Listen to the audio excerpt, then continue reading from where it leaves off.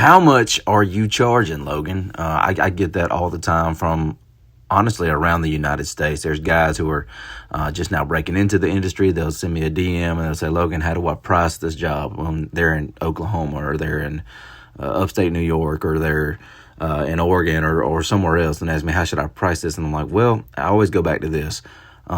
It's kind of a two-sided thing. So I got some really good advice from someone who's levels ahead of me in the dirt business. And he told me that, man, we're all going to be different priced because we all have different operating costs. So here's the first way that I say price it.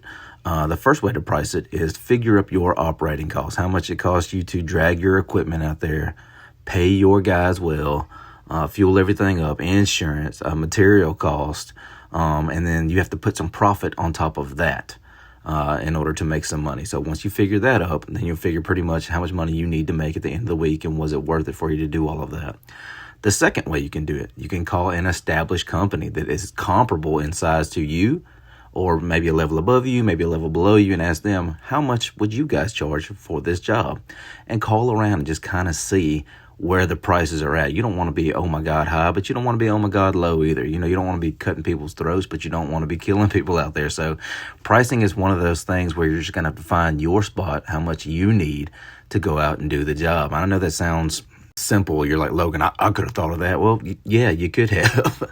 I try my best not to undercut in the market. Like if I go do a job and I find out that I left, a bunch of money on the table and everybody else in my area was quoting it 10, 15, 20, 30, $100,000 higher. Well, then, yeah, I'll even come out with, man, I'm sorry, guys.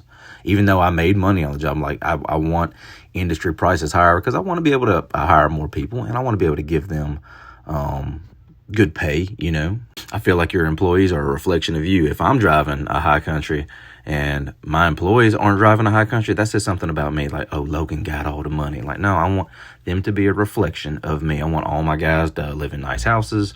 I want them to be looking just as good as I am, if that makes sense. So you want to keep your prices competitive. You don't want to be the guy that's just taking all the work, because I've been that guy. I've been super busy at the bottom and it ain't no fun. I'd rather be a little bit busy and making some money. So I hope this helps anywhere in the United States. If you're still having trouble pricing stuff, hit me with a DM. We'll go over your cost and I'll tell you just about how much I think you need to make.